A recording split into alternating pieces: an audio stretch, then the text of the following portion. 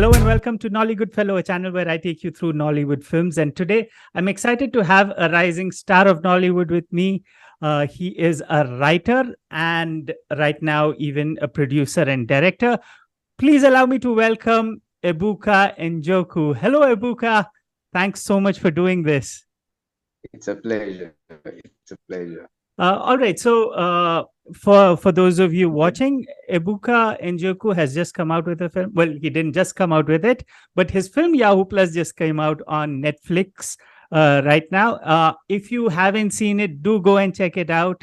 It is a work of passion and honesty, which reflects in the film as well.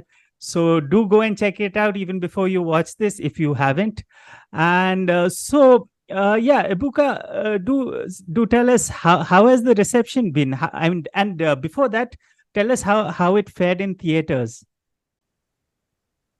Okay. I mean, for my kind of film, for the kind of film it is, I think it did pretty well in the cinema because I can remember when we got the cinema distribution deal. Lots of people were telling me that I shouldn't have too much expectation.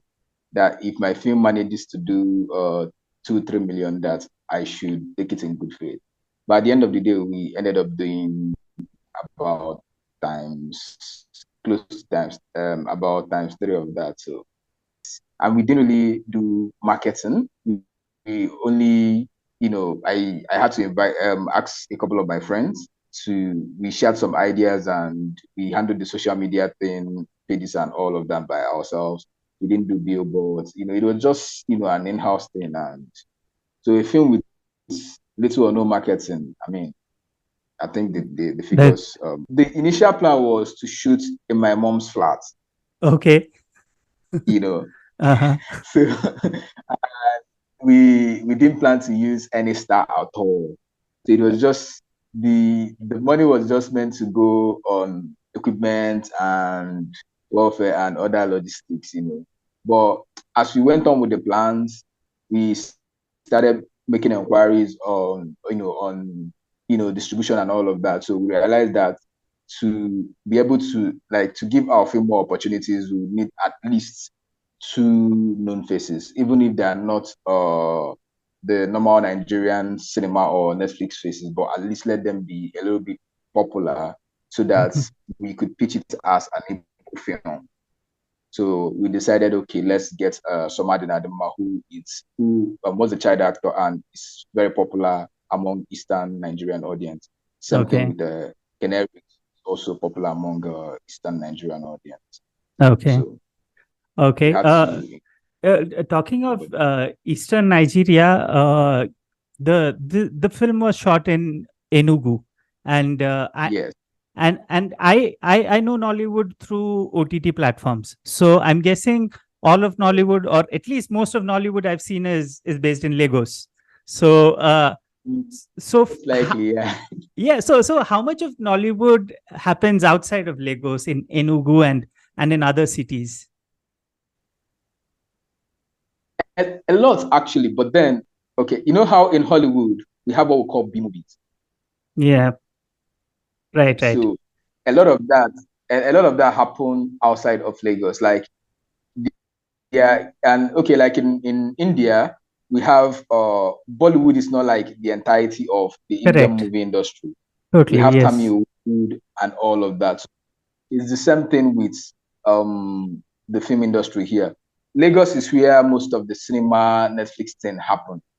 But then we have Iroko TV, we have people who make films for YouTube, we have people who make films for other platforms.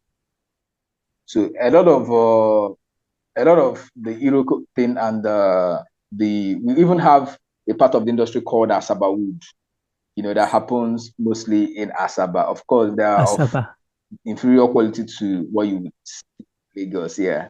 So Nollywood is actually yeah, pretty diverse that way. And then there's also Kannywood, which is like the Hausa part, which is totally different. Not totally different, but it's another industry in itself. All right, very interesting. So, okay, this Yeah. this is an irrelevant question, but is it Igbo or Igbo? Is the G pronounced or not? It's pronounced. It It's is actually Igbo. Ibu. Ibu. Igbo. Igbo. Ibu. Yeah. Okay. Yeah. Okay. Okay. So, yeah, we just spoke about the reception in theaters, and how has the reception on Netflix been? It has been crazy. And because I would go online and check the reception from different places, and shockingly, like I've noticed that for most people, there's no middle ground for Yahoo Plus. Those who love it very well, and those who don't like it, it's either you love it or you hate it. I've not seen someone who just like it or dislike it. Like it's either love or hate, and I can't really. That's the reason why. But I mean, the good thing for me, it's I mean, in media they say no publicity is bad publicity. Yeah. So Correct. Yeah. the fact that people are talking about it to me means that it's actually making impacts, and that's good enough for me. I mean, as an upcoming filmmaker. Yeah. Okay, and how have the established directors, producers, and the lot reacted to it? Have they been supportive, or do they feel threatened? uh, from a couple of tweets I've seen, some have been very supportive. One or two have been because the movie raised the argument about budget in Nollywood.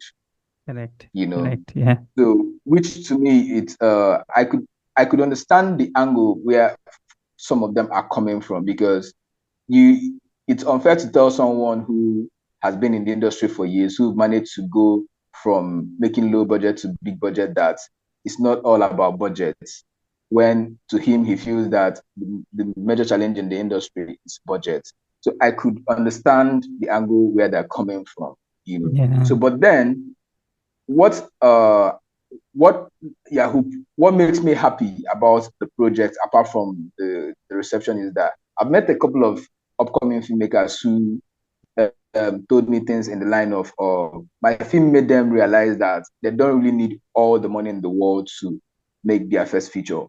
You know, I mean, I shot we from producing to post pro, and even with the 5 6 track album that we did for the film, the budget was around 4.6 million naira. You know, so Mm-hmm. if the average Nigerian filmmaker out there feels that he could make his first feature with less than 10 million, that's a big thing for the industry. So that means you wouldn't need to like suck up to the system on ground to make your film. You can find a way to like get the money, because it's not really that huge, you know, to make your film and have more control of the film, so that the film would like actually show your voice as a filmmaker. Okay, so Yeah. just to put things into perspective, what would the budget of an average Nollywood drama film be? Let's leave aside the Gangs of Lagos and the Anikulapos, the bigger, the huge. Okay. The If we leave out those ones, let's talk about an average Nollywood drama film with how much. What would the budgets for those be like on an average? Okay. If we are talking about the ones that make it to the cinema, Hmm. it's it's it has to be between 20 to 50. 20 to 50. For drama, yeah. Oh, But okay. then some other people have some system of working with less, because I heard from someone that a film as big as what's the title, King of Thieves, wasn't Yeah. really high budget, because they leveraged on a couple of things to make it work. Oh, that's So very such interesting. situations also, happen. Yeah. Yeah. So in my earlier, I've spoken with Wolpanger, and I've spoken with Ni Akin Molayan, and in both those interviews, I spoke about being resourceful in Nollywood, and I Yeah. guess you're even more qualified to talk about about being resourceful in Nollywood. So yeah, so you were saying that you initially planned to shoot it in your mother's house, and then Yes. later on you went on to you found another set, or was it another house? How did that Yeah. process work out? Okay. When I planned shooting in my mom's house, the major challenge I foresaw was sound issues, and then the fact that I would have to disturb my mom for because we shot for 6 days, and Okay. then and the house didn't really have some of the grittiness that I wanted the film to have. But I felt I could probably repaint some places or do one or two magic. But then as the plan went on, it's and also my mom lives in Asaba, Okay. So Asaba, it's when you tell someone that you're making a film in Asaba, the person would easily take it that the film is crap because of the quality of films that come out from Uh, Asaba.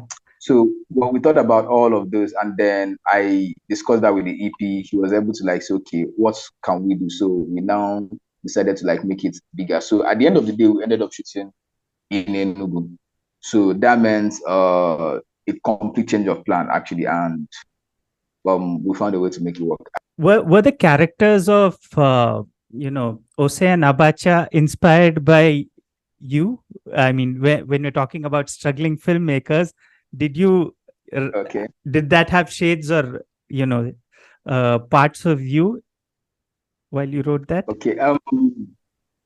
The name Ose, I Mm-hmm. actually got that from a secondary school mate of mine. Okay. Yes. So the name Abacha, at a point where I lived in Oka, I grew up in Oka.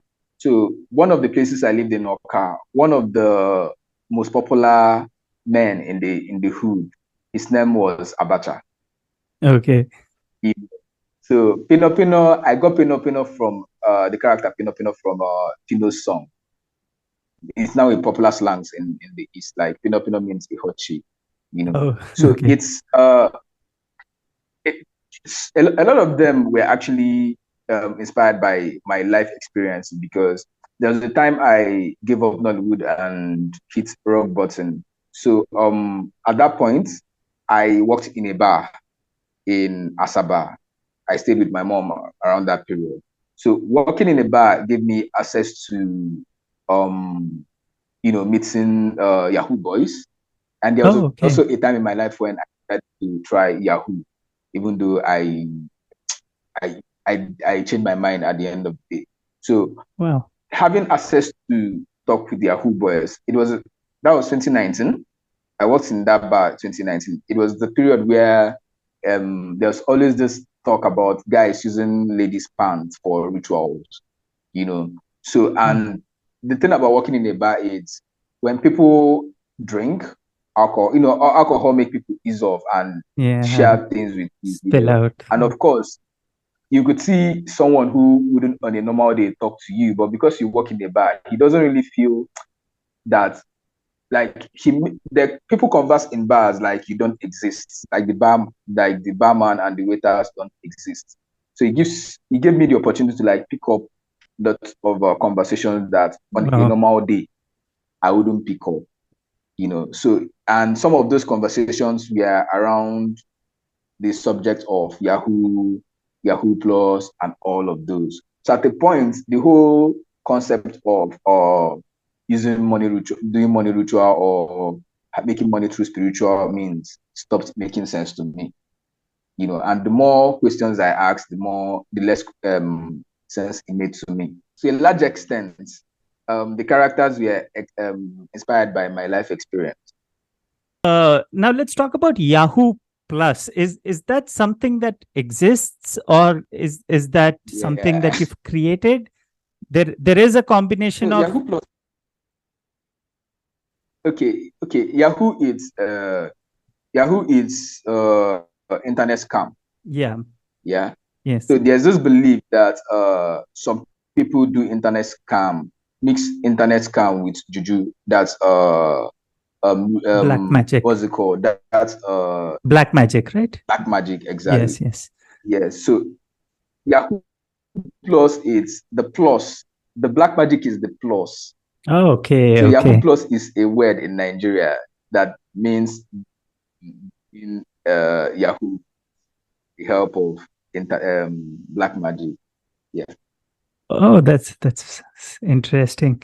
Coming back to the story and the theme of the movie, actually. So this whole theme of quick money seems to be, I mean, it's prevalent all over the world.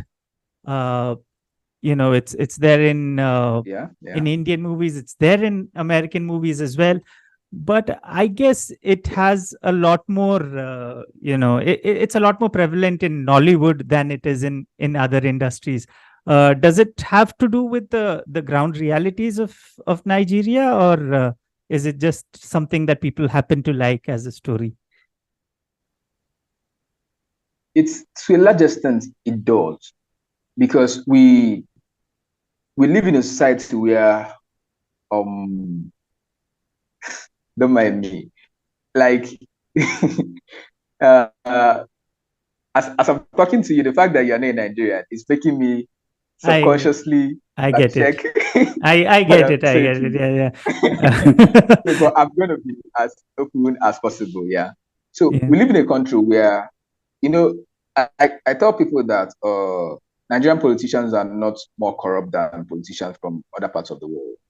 The Hmm. only difference is that while other politicians do their corruption is more on the international level, where they could do some corrupt things for their own country, for the benefit of their own country. But we Nigerian politicians, they use their corruption to mess the country up more. So we have this idea of in politics, we have this idea of this concept of national cake, where the average person that wants to become a politician in Nigeria is not exactly going there to better the society, but to get a bite of the national cake. So when you when you don't have like the resources to maybe the education or the connection to be a politician, the next option for you would now be internet scam or any other means of quick money. Big money. Okay. Got it. So Yeah. and when the internet scam thing became popular in Nigeria, it got to an extent that you could see parents advising their kids to try Yahoo. Well, Like I had a friend that went for Christmas one day, and the dad kept asking, showing him houses built by Yahoo boys and all of that. I was like, you always carrying cameras around, calling yourself a photographer, but your friends are building houses and all of that. Why not give, even me as a person, I've met people who are like, okay, why not try Yahoo for like 3 years, make money from it, and then come and use the money to make films. So oh, it's a thing. It's a hit thing in Nigeria. wow, wow. Publicly.